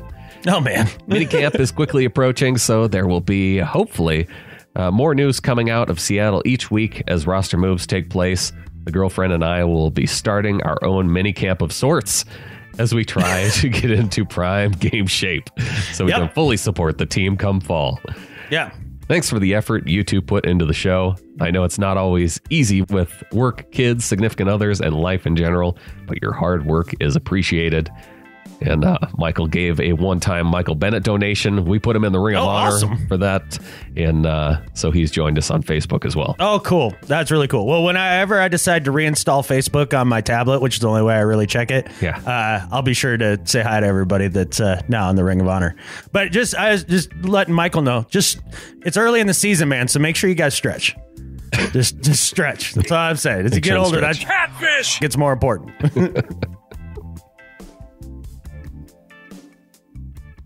And we have a $6 pledge from Lisa Carlson. Dude, really? She is in the Ring of Honor as well. And another Ring of Honor member from Leland Hawks. Welcome to the flock to both of you. Oh, absolutely. Thank you so much, guys. We're getting close to our goals here, right? With that? We're at 175. The goal is 300. Yeah, so we're over halfway. We're over halfway. Okay. So if we had one of those thermometers that you draw, right, and like start putting it in there, like we'd be getting up to around like the 60-degree mark, right? Yeah. Like somewhere in there. Somewhere in there. All right. Let's get to the top, people. Let's catch a fever. I want you guys to have a fever for joining the flock. You need more flock. We need more flock. Leland sent in a note as well, says, I haven't been a lifelong football fan, and I am fairly new to being a fan of the NFL. I am from Southern California and now live in Utah. When I started to watch football on a regular basis, I had certain players I would follow, but no team I was really a diehard fan of until I came across the Seahawks. I instantaneously started researching the players and the coaches and found that my man, Pete Carroll from USC, was coaching and changing the way the Seahawks played the game. Ever since then, I have become obsessed with the team, the 12s, and everything about the Hawks. I love how humble our guys are and how involved they are in the community. The brotherhood and the camaraderie are inspiring, and I'm proud to say that I've found my team. I am the father of 2 beautiful girls, a 9-year-old going on 15, a 7-month-old beautiful baby girl. I'm celebrating my 6th wedding anniversary to the most amazing woman ever. I'm excited to join the community. And last but not least, go Hawks. Go Hawks, man. Leland's on a roll, man. Life sounds like it's going good. And he has the perfect last name to be a Seahawks fan. I know. It was natural. You needed to be here, man. You need to be here with the rest of the 12s. You have found your people. Well, thanks to our new members of the flock this week. You know, we run the show on the value for value model. So if you feel like this show makes your day better or is entertaining in the same way you'd go out and pay for a movie or some sort of show, whatever you think that's worth to you and you'd like to show your support, you can go to getintheflock.com or you can go to seahawkerspodcast.com/support and help support the show. We appreciate it more than you guys know. You have no idea. We have a review. This is another revised review. I think Russ M followed the lead of the last 3 to 5 star change. And all right. New title is much better than meh. Okay. They definitely do better. By far the best way to stay connected to Seahawks news and info throughout the year. I love each and every episode, even when Adam is being a crotchety catfish. Keep up the good work. Go Hawks. Have I gotten grumpier? No, it's the same. Is it the same? Okay. I think I pointed out to listeners more though. That I get crabby? Yeah. Okay. I think it's because I pointed out that listeners pick up on it more. Okay. Because I don't feel like I'm that mad all the time. No. I think maybe people mistake enthusiasm for anger. It could be. I don't know. You have your moments. Oh, I'm not saying I don't have my moments. I just don't want to be that guy. Yeah. I don't want to be the guy where you're just like, he's just pissed again today. Not pissed every day. Those days are good days. Why are you yelling at me? Because catfish. I'm not mad. What do you say we get into some email? Fine. First one from Nathan in Bloomfield, New York. Says, hey guys, after listening to last week's episode, I thought I would gently enlighten you. The top 100 players of 2017 isn't just a name. It actually means that the players ranked their coworkers on how well they will do next year, mostly based on how they played last year. This is why AP made the list. What I can't figure out is why Doug Baldwin wasn't in the top 10 because he will obviously have over a 2,000-yard season. Well, consider yourselves enlightened. Go Hawks. Go Hawks. Yeah, I mean, I was aware of the whole idea that the players voted on this. I mean, they kind of make that pretty well known. I don't know if it's explicit, though, that it's based on how well they'll do next year. I think it's just a general rank the dudes. Yeah, I don't know that it has any. I mean, I think there's the idea of past performance and future performance plus current performance, right? So yeah. I think that every player who votes, they have their own idea of how much previous years should matter, how much future years could matter, what they all weigh that differently. A lot like people do with, like, say, voting for MVP. Like, some people think that they got to be on a winning team and a quarterback and things like that, and other people kind of feel like just who's the most dominant. Yeah. So it just depends on your definition. And that's what creates the controversy that's so much fun for those shows to talk about. That's true. This year feels flat, though, man. I don't know what it is. Maybe it's just a lack of interest on my part. Maybe it's a me problem. Maybe you're flat. That could be very true. I don't have a lot going on. I feel flat. Here's one from Gary in Chappaqua, New York. He says a couple things. One, yes, I have definitely heard of Daryl LaMonica. And while I'm not interested in seeing Skylar Howard Swaggerjack his nickname, I was happy to hear that he throws a sexy deep ball. Number two, if there is a Reese train that is gaining momentum and leaving the station, I think we need to get Cat Stevens to record us a new version of Reese Train.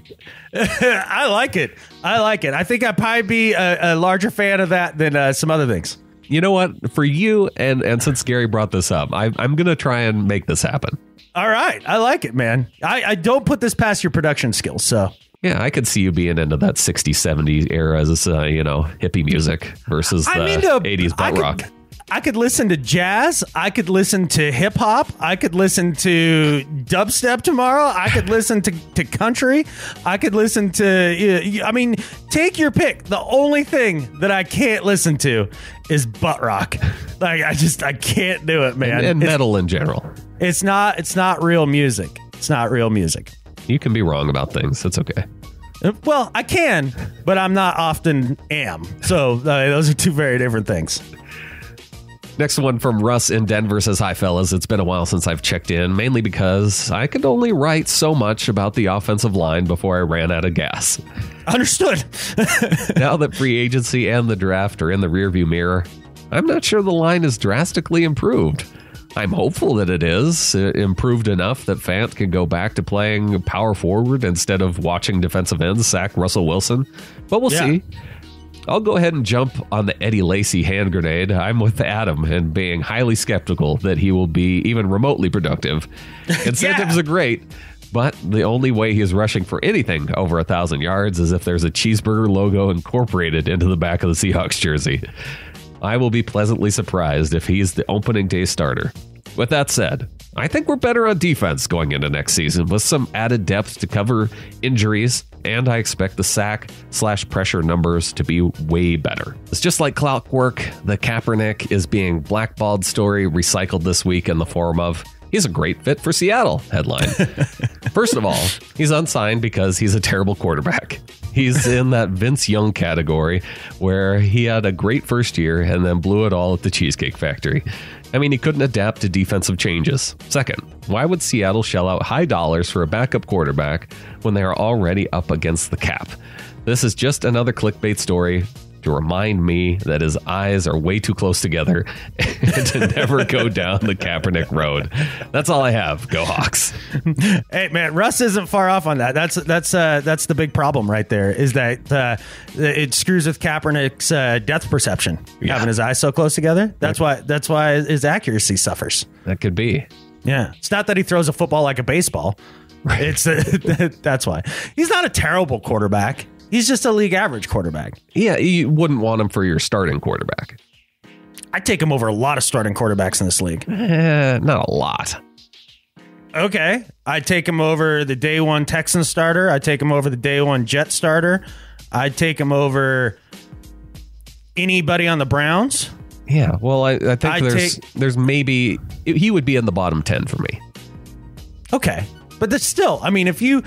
Like, both of us could sit here and legitimately agree that we take him over 5 to 10 quarterbacks that are playing right now. Oh, yeah. Yeah, and yet doesn't have a job. Right. That's weird. That's not. He honestly didn't have a bad year last year, and that was in Chip Kelly's predictable system. Yeah. So I don't know. It comes down to me how much money he's asking for. And that's what I think if he's is looking the real for the minimum, is. then yes, it's weird that he's not signed. Yeah, but I think that's what the hang-up hang-up is. $6 million, which is probably what I think he would be worth in the market, then it's not too weird. You're telling me NFL executives will look over things that Greg Hardy did and Joe Mixon did, but they won't look over the fact that Colin Kaepernick took a knee and grew his hair bigger than his head? Like, I don't think that can be a reality. I don't think that they would actively blackball somebody for that more so than, some of these other players that have done more egregious things that get second chances and stuff. I just don't buy it. I think it's the money thing, just like you said. Oh, well, I think there are teams that would blackball him, but I don't know if it's as many as I wouldn't see Colin Kaepernick going to the Cardinals. No? Because they picked up Blaine Gabbert. God, they did, didn't they? Boy, they just have no clue when it comes to procuring quarterbacks.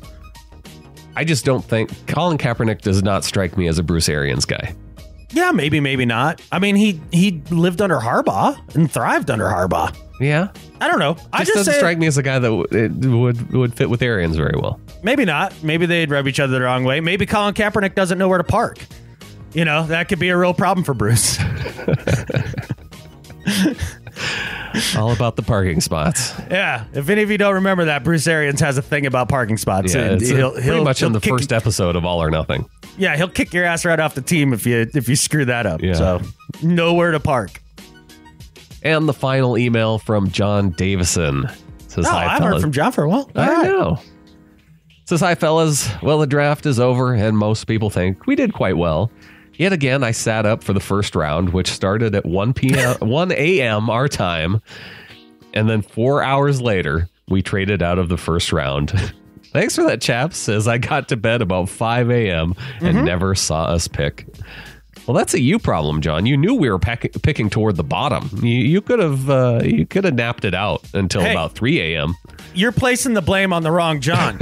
See, John Schneider clearly doesn't have enough respect for his fellow Johns across the pond to just make a pick so that they could actually be rewarded for their fandom and staying up and watching. But no, he stabs him right in the back, trades down, and doesn't take an offensive lineman. That's John on John violence right there. Well, that's exactly what John gets to here. He says, I know. Never mind, I thought, as Forrest Lamp and Cam Robinson were still available, but then we passed on them too. After that, I thought I would leave it to John Schneider and Pete Carroll, as I hadn't any information on the rest. So I just hope that we have a few starters in there. I just wanted to say that I think the weakest link is the O-line, and we aren't there yet. I would love to post in December and say that I was wrong. Anyway, that's not the reason I'm writing. The reason is, as of today, Barry and I have booked to come to Seattle for the Skins game Sunday, November 5th. I know what one of the games we're going to, Brandon. Yeah. That's got to be one, right? I'm already planning on going to this one. This is the one me and my younger brother are going to. Oh, okay. Well, I can find a ticket too. You can tag along. It's cool. Okay. All right. Well, I didn't want to cramp the Brother Schultz's style, Oh, well, you can at least ride in the car ride over. Oh, okay. Well, in the truck, because you're a truck guy. Yeah, we got to take the truck. Yeah. We do have to go and meet John and Barry, though. I know. This is important. To say I am excited is an understatement. No, we are not expecting anything but being met by Pete Carroll and free beer and a tailgate would be nice. Yeah. We are also getting a tour of the stadium, which I am looking forward to more than Barry. More than anything, though, we hope that you two will be there, because to have a good chat and a beer would be fantastic. Go Hawks. Those are all realistic expectations, and if Pete Carroll isn't there to make up for the John on John violence that happened during the draft, I think there's something seriously wrong here. Yeah. They owe it to John and Barry. And I will say this, even though Barry is a Skins fan, he will enjoy the stadium tour. Oh, yeah. I don't care. Even Jared was like, this place is cool. Yeah. So, and he's a crappy Broncos fan.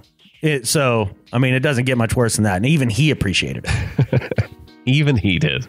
Yeah. So Barry will. And he's kind of a jerk. So, yeah. Yeah, he's not willing to admit when he's wrong. No. You wonder why I'm so combative? It's because I've hung out with him so That's true. often. You gotta imagine how much you have to stick to your guns to survive that. All right, Adam. Let's get on to do better and better at life. All right. What you got for do better? My do better this week. I went back and forth on this one.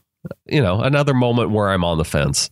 No way. But I think my do better this week is, well, maybe I'll go to co-do betters with regard to the new stadium for the Rams and Chargers down in Southern California. Because one, not only did the construction crew for the Rams and Chargers stadium not build in a couple months to account for rain, you have to think that despite being in a drought, you might get rain at some point, within the 2-year construction period that you're planning. But no, they did not account for that.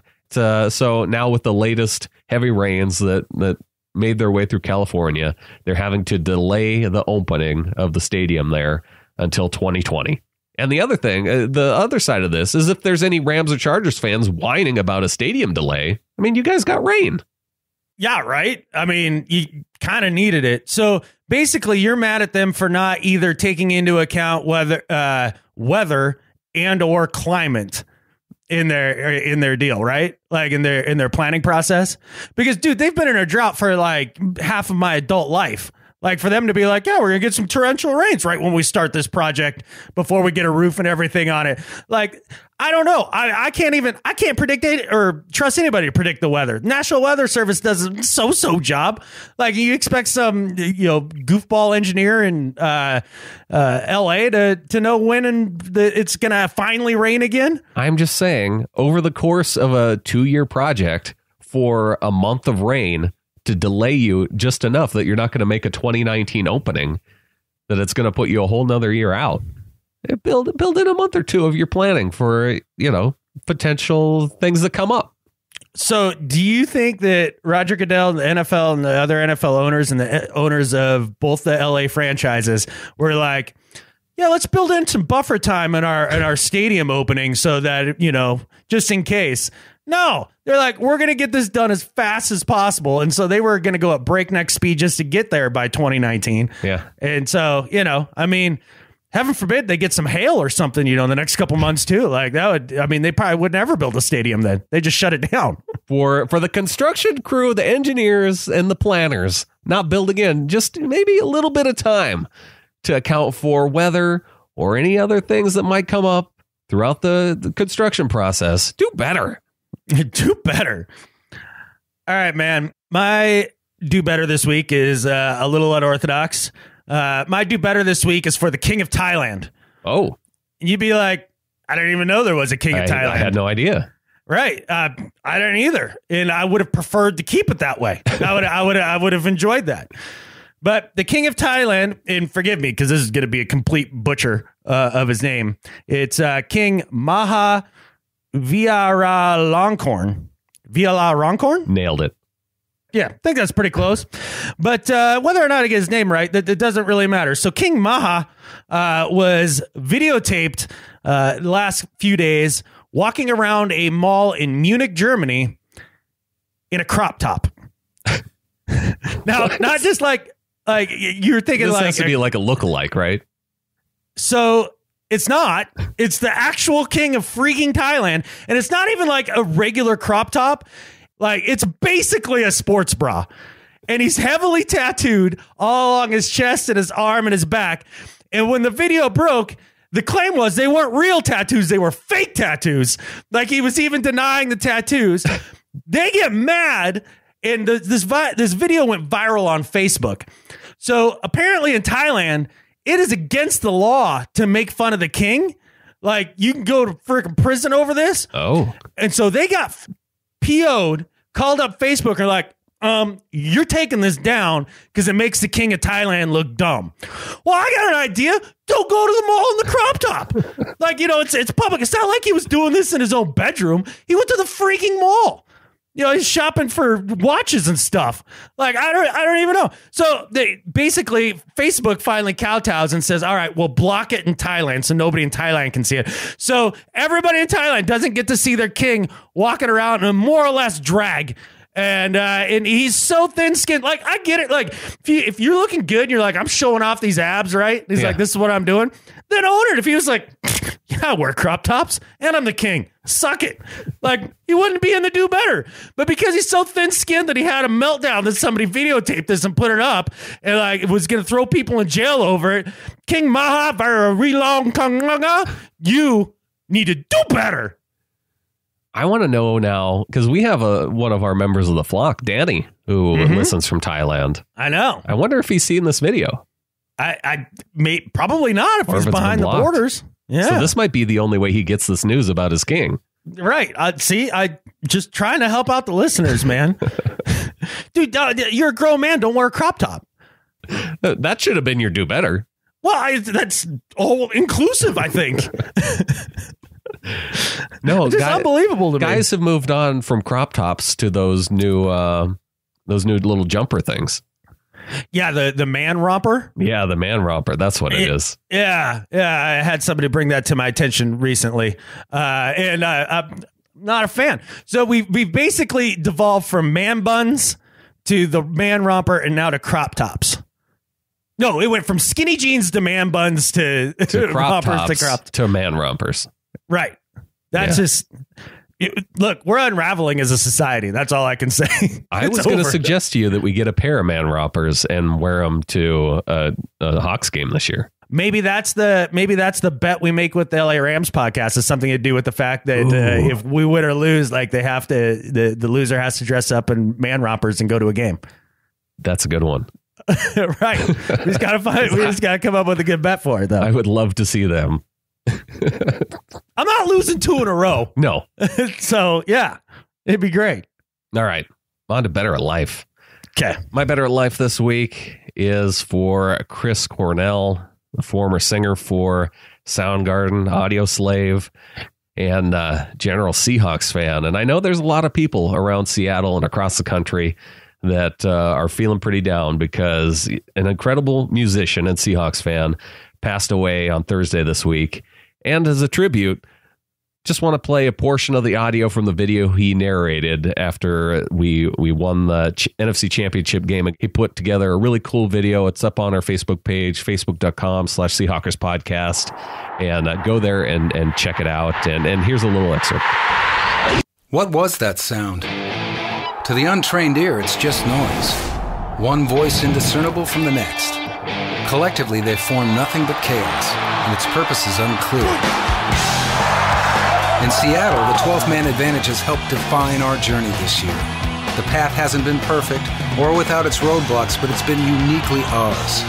As our Seahawks approach the crescendo of the season and our players take the field 3,000 miles away, we will be heard. Passion cannot be silenced. So, what is that sound? Maybe you just can't hear it. You must not be from here. When I posted it to our Facebook page, I think Colin on our Facebook page said it best. You know, watching that video, he said, just got super hyped and super sad at the same time. And so I know there's many of us Seahawks fans, and clearly all the fans of his music. So for that, Chris Cornell, better at life than Skip Bayless.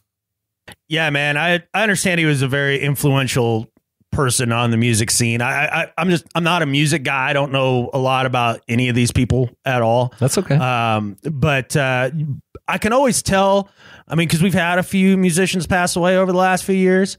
You can always tell the guys that had real impact because the outpouring that comes from that is usually pretty intense. And I mean, the outpouring has been no less intense for Chris Cornell. So, a sad story, and, wish his family the best, and, whatever awaits you, buddy, Godspeed.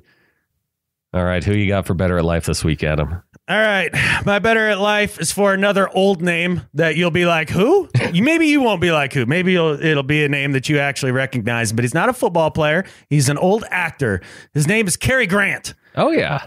Okay. All right. So Cary Grant was a star in the late 50s, early 60s in film, best known for his dancing, things of that nature. kind of one of those wholesome performers, but one of the best actors of his generation. Films like North by Northwest are some of his bigger ones.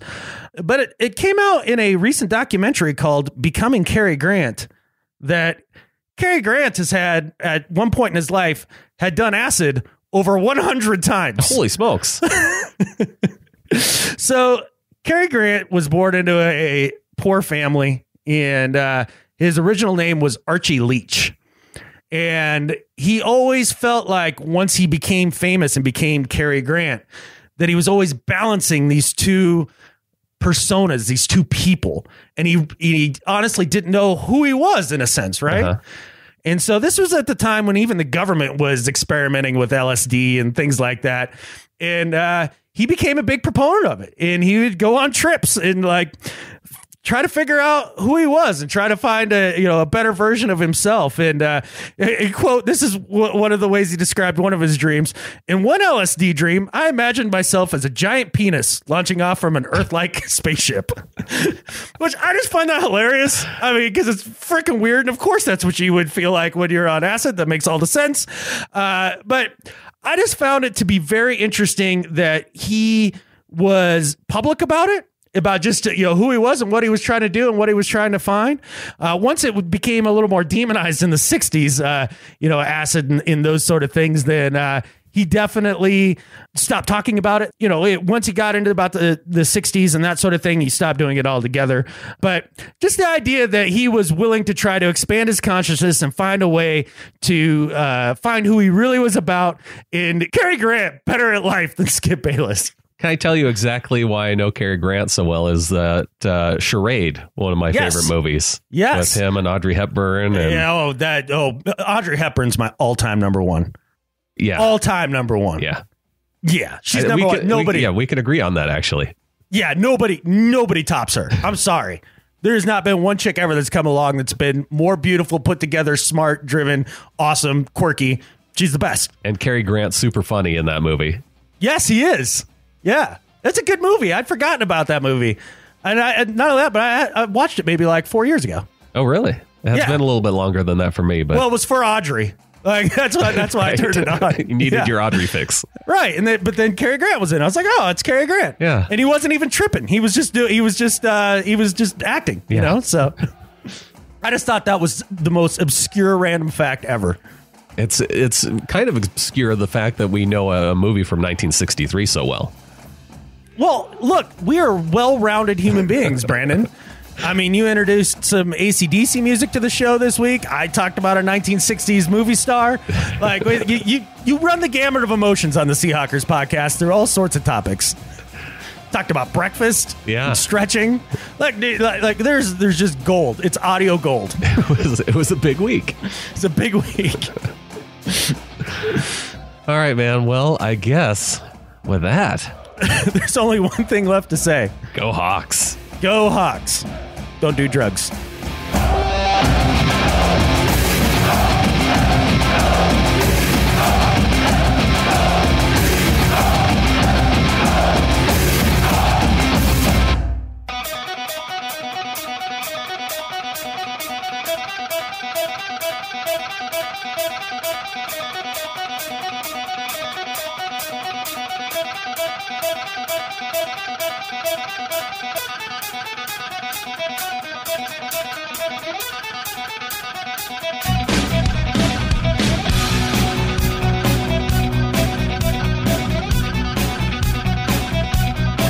Well, it starts sitting at your computer screen. Just a pop-up, but it's something you've never seen. Seahawks fans are pissed at the latest bombshell that came in. You'll be shocked to see how Russell Wilson fits in.